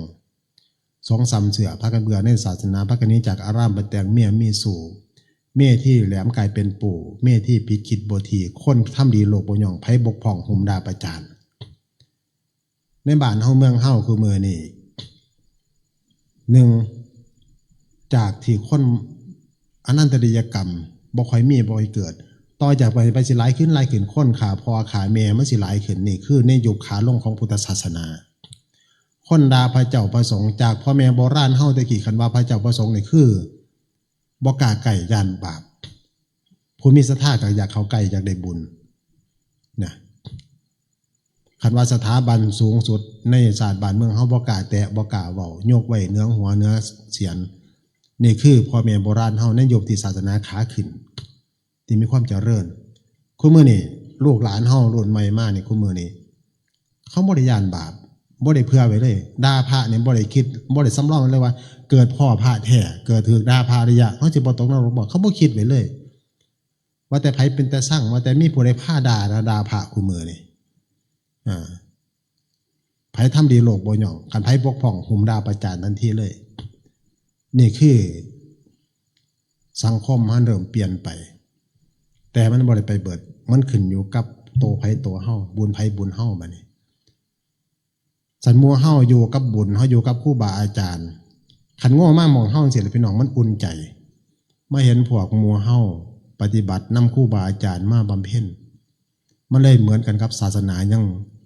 รุ่งเรืองยังมั่นคงยังเหนียวแน่นแต่ถ้าถอยหลังกลับมาเบิ่งภาพรวมของประเทศเฮาเนี่ยถือว่าเป็นขาลงไปหลายเติบ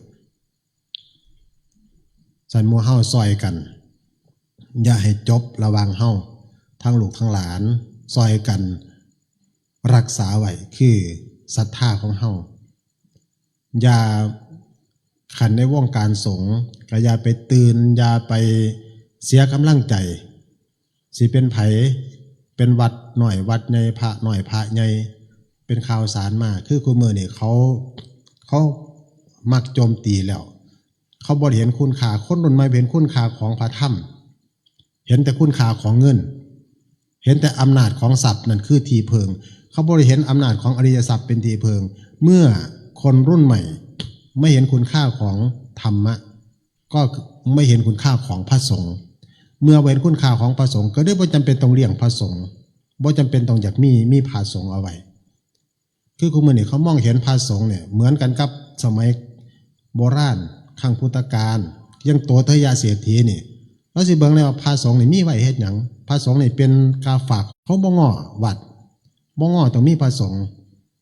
บางทีอยากให้เบิดไปจังซั่นเมื่อว่ามีช่องทางใดมีข่าวใดที่จะโจมตีได้ทำลายได้เพื่อทำลายศรัทธาลูกหลานกลุ่มคนเหล่านั้นที่ยังเป็นพุทธในทะเบียนบ้านเขาสิพยายามเว้าจังได๋กันได้เอาจังได๋กันได้ให้ศรัทธาเสื่อมคลายออกจากพระรัตนตรัยบ่คือจังเฮาในขาขึ้นผู้ที่มีศรัทธาในบุญจังซั่นคนบุญเท่านั้นถึงจะเห็นมองเห็นบุญคนบาปมองไม่เห็นบุญคนบุญยังสิเห็นบุญคนมีธรรมยังสิมองเห็นธรรมะเหมือนที่พระเจ้าตรัสเอาว่าผู้ใดเห็นธรรมผู้นั้นเห็นเราสันคนจะเห็นพระสงฆ์กับคนที่มีศรัทธาต่อพระรัตนตรัยยังสิเห็นคุณค่าเห็นพระแท้สันเฮาสิบ่ให้มีผู้ที่สร้างปัญหาทุกองค์กรทุกหมู่นั่นแหละพี่น้องมันมีทั้งคนดีบ่ดีพระกับลูกเฮาหลานเฮานักวิชาการคนหนึ่งเขาออกมาเว้าเขาว่าเขาเว้าถือกูเด้เขาบอกว่าทุกองค์กรย่อมมีทั้งคนดีและคนชั่วย่อมมีทั้งคนดีและคนไม่ดีแต่ในวงการสงฆ์ต้องมีแต่คนดีแล้ววะเพราะอะไรเพราะพระสงฆ์คือสื่อแห่งความดีสันในพระสงฆ์ต้องมีแต่คนดีต้องบ่มีพระที่บ่ดีแล้ววะเอาถ้าไปเว้าแนวนั้นสมัยพุทธเจ้ายังมีพระเทวทัตเนาะมันก็ยังมีเพราะคนเฮากว่าสิเป็นพระได้กว่าสิรอล้อมได้มันก็ต้องใส่เวลาคือกันมันก็ต้องมีคือกันแต่เฮาเข้าใจแล้วเฮาก็สิเลือกเฟ้นได้เด้ออาตมาถึงเปรียบเทียบเอาไว้ว่าการที่เฮาจะนับถือพระการที่เฮาจะเข้าหาครูบาอาจารย์ต้องใส่ปัญญาบางเทื่อเฮาเบิ่งบ่ออกดอกเฮาต้องเผื่อไว้นำพระแท้อาราชีก็บ่อาราชีเฮาเทื่อปัญญาเฮามันยังบ่ถึงพระแท้บ่แท้มันเฮายังบ่ถึงมันสีเดียวกันทรงผมเดียวกัน วัดปฏิบัติคือเฮาเบิ่งบ่ออกอันนั้นมันเลยเปรียบเทียบใส่เห็ดละโงกกับเห็ดละงากมันคือกันเด้อันผู้เบิ่งบ่ออกแต่ว่าพวกหมู่เฮาอีสานบ้านเฮานี่มันเบิ่งออกไปเห็นก็เตะทิ่มเลยเห็ดละงากก็บ่ย่างใกล้เห็ดละงากเอามากินน่ะมันเบื่อมันเมาแต่เห็ดละโงกน่ะมันทั้งกินทั้งแซ่บทั้งขายก็ได้เห็ดละงากนี่หาง่ายได้มันเกิดอยู่น้ำไห้หน้าน้ำหน้าเหี้ยน้ำข้างนอกพวกนี้เฮาไปมันเห็นมันก่อนโลดกับมันมีแต่เห็ดละโงกมันต้องหมุนเข้าในป่าจังเห็นมันหมุนเข้าในป่าพระแท้คือเห็ดละโงกพระทุศีลคือเห็ดละงากเขาจะไปเก็บไม่กินจะมาใส่อารมณ์เห็นในข่าวเห็นในใสกัดตามสร้างเกิดขึ้นก็ไผกัดตามเขาอย่ามาทำลายศรัทธาของเขาอย่าเอามาใส่อารมณ์อย่ามาบริโภคให้มันให้เฮาวิ่งให้เฮาเมาให้เฮาเบื่อเห็นบ่ลูกหลานพอเบิ่งเขาก็คักเบิ่งเขาก็คักกูสิกราบ2 เทื่อเขาว่าต่อไปกูสิกราบ2 เทื่อเป็นยังคือกราบ2 เทื่อสิกราบแต่พระพุทธกับพระธรรมเศร้ากราบพระสงฆ์มันว่าเป็นอย่างมันพากันเบื่อพระเฮ็ดละงาดเห็นในข่าวแล้วก็ว่าพระเสพยาบ้าแล้วก็ว่าเสพกัญชาแล้วก็ว่าพระมีเมียโอ้ยเห็นต่างๆเฮ็ดละงาดมันก็เมาที่ละบัดนี้กูละเบียเพิ่นว่าเดี๋ยวกูบ่อยากไปวัดเพิ่นเอาว่านั่นคือคนไปเก็บเฮ็ดละงาดไม่แกงกินถ้าผู้มีปัญญาเฮาปล่อยไปถอนจิตเฮาอย่าไปแบกอย่าไปเอาธรรมดาของสัตว์โลกเฮาสิว่ายังแต่พระไว้แต่คนอื่นเฮายัง3 มื้อดี4 มื้อหายบางเทื่อเฮาเนี่ยมันคือจังปีศาจผู้หนึ่งเพิ่นตัวอาจารย์ท่องสอนไว้ตั้งแต่เข้าน่ะเนาะเพิ่นสอนพวกอาตมาระวังเด้อเทศสอนคนมันสิเป็นตาบอดจุงตาบอดเพิ่นว่าโอ้สิเทศยามใดมันก็เบิ่งเจ้าของกันได้ครูบาอาจารย์มันเตือนแนวนั้นเรียนมาหลายหูมาหลายแต่ปฏิบัติบ่ได้มันสิเป็นตาบอดจุงตาบอดเด้อเพิ่นว่าเบิ่งเจ้าของดีๆย่ามสิอยากให้คนอื่นว่าเขาบ่ดีนั่นระวังเด้อมันสิเป็นผีปอบไปให้ผีกระสือเพิ่นว่าเมื่อคิดตรงจุดนี้แล้วสิให้คนมันเบิ่งเจ้าของก่อนในบัดบ่กล้าให้เพราะหยังคันเฮาไปให้เบิ่งเจ้าของก็คือผีตัวนึงคือกันจังซี่นะระวังเด้อย่ามให้เขาอยากให้เขาดีนั่นมันสิเป็นผีปอบไปให้ผีเปียดเพิ่นว่ามันไม่แต่ผีกับผีเนาะผีปอบไปให้ผีเปียดเพิ่นว่าคือไปให้เขาเห็นเขาบ่ดีเห็นลูกศิษย์บ่ดีไปให้เขาสวนบักม่วงบักแตงให้ขึ้นเจ้าของมันเป็นพี่ปอบผู้หนึ่งผู้แห่งเขาสิงเพิ่นว่าสิหน้าอาจารย์ท่องเพิ่นสอนไว้นะเตือนกันยินเพิ่นสอนพวกหัวหน้าเจ้าหน้าที่ตำรวจจังซี่ระวังเด้อมันสิเป็นผู้ร้ายไปจับโจรระวังเด้อมันสิเป็นขี้เมาขี้เหล้าไปจับขี้ยาเพิ่นว่าสินะนี่คือมันต้องมาเริ่มต้นที่เฮาเบิ่งตัวเฮานี่ล่ะก่อนเบิ่งเฮาปฏิบัติเฮาสร้างบารมีเฮาเอาเฮาให้มันได้คนอื่นก็สอนคืออาตมานี่ก็สอนแต่ว่าก็สอนพอประมาณสุดท้ายก็ต้องมาพยายามเบิ่งเจ้าของพยายามเบิ่งพยายามปฏิบัติเอาเจ้าของเฮานี่ล่ะสมณีดีใจได้มาชั่วโมงกว่าแล้วนานๆได้มาเทื่อนึงมื้อนี้ว่ากันเดียวเทิงก็สิบ่ได้มาอีกมื้ออื่นก็เลยอยู่เป็นหมูแมงเมาโดนๆจักหน่อยก็สิเมื่อดอกมานี่ดีใจแล้วเห็นพี่น้องน้ำเยิน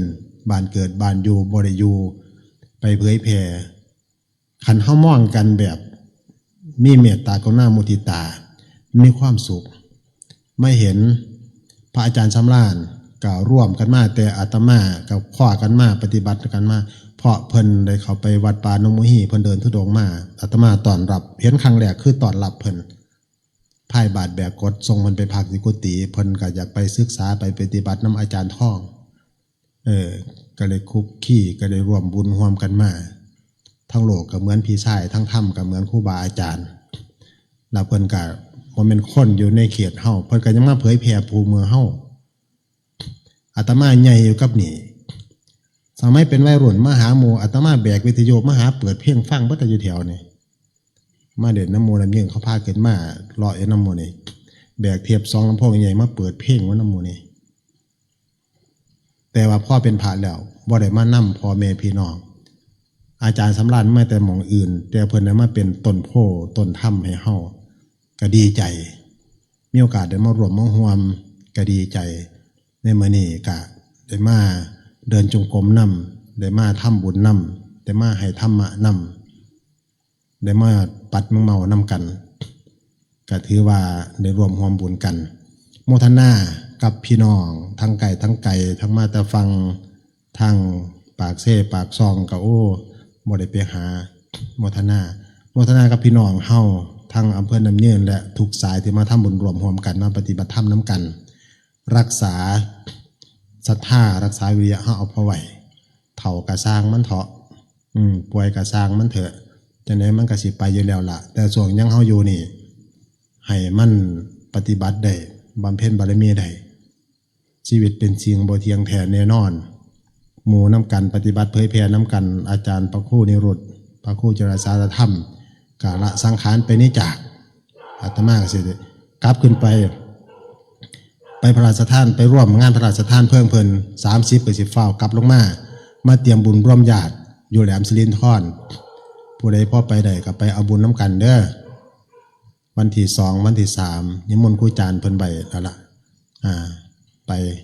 ก็สิบ่สบายคืออยู่นี่เด้บ่มีศาลาใหญ่แนวนี้บ่มีกุฏิบ่มีหยังสมบูรณ์บางเทื่อน้ำก็ขาดทั้งเขื่อนดีแล้วมีน้ำเขื่อนพุ่นละไปเอาบุญน้ำกันในมื้อนี้ขอโมทนา